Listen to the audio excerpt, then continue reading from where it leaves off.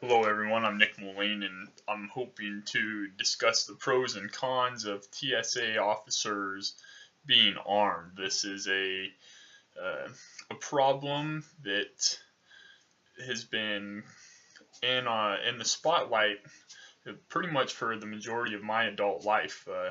With 9/11 and how much more terrorist activity is focused on airports, airport security has obviously increased in the last 20 years and became a large government concern.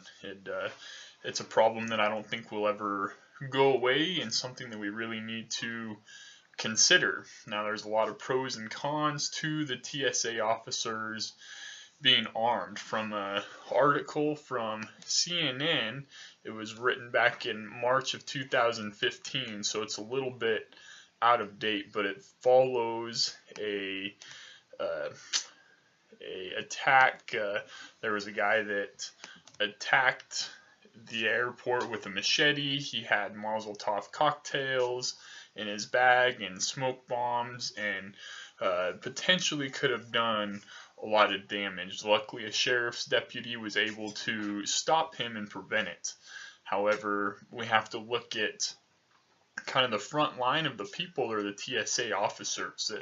The article talks about how they're a lot of the times the first people that you come in contact with in the airport. You have to stop there, and you can't go through without talking to a TSA officer. So it seems like they would be the best person and the best first line of defense. And that part I think really makes sense, and I think you have a hard time to argue that. Another pro side is that the reaction time of local law enforcement can be delayed depending where they're at, depending where SWAT is or traffic. We all know that in the big cities like Denver, the traffic around the airports are fairly crazy, and I'm sure that they have a well planned execution for SWAT and the proper law enforcement and the proper reaction teams to get there,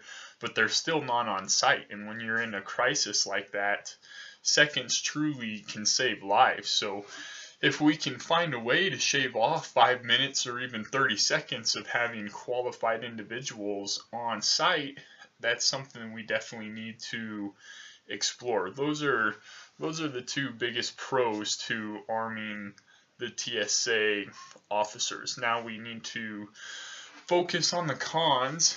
Obviously, the country is in debt. Funding is something that is a highly discussed topic, and I think, well, the politics behind it all would be very difficult. The legislature would have to fund and come up with funding for essentially another national police force. You need to arm them, give them proper training, and not only are you going to arm the TSA officials, in all reality, a TSA official with a 9mm at the check-in counter may not be enough. You might still need that SWAT team on standby. So now there's that other level you need to go above and beyond to train and find the funding for, and that's really the biggest con, is how do we pay for this one more step of security. It can be a very complicated thing, especially with how many airports. And now you look at, okay, which airports do we fund? Do we just fund the big international hubs and then we leave the local airports like Casper? Is that Casper, Cody, Billings, are those qualified as big enough to have armed TSA officials? Would that be one way that you could cut back the cost and just do the Denver, the Los Angeles, the Atlanta, Philadelphia, the big international hub airports? That's something we're going to have to figure out.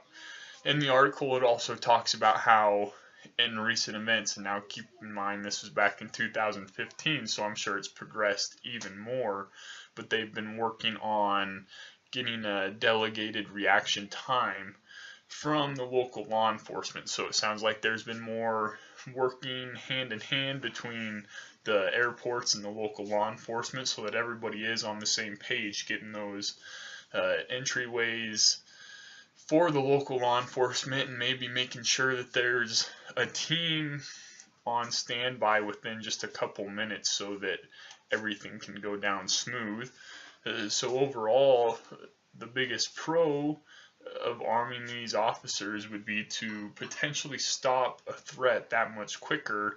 However, like anything, nothing's cheap, and we need to figure out how we're going to pay for it. Are we going to pay for it through higher ticket prices, more taxes? What are we willing to pay to receive this benefit?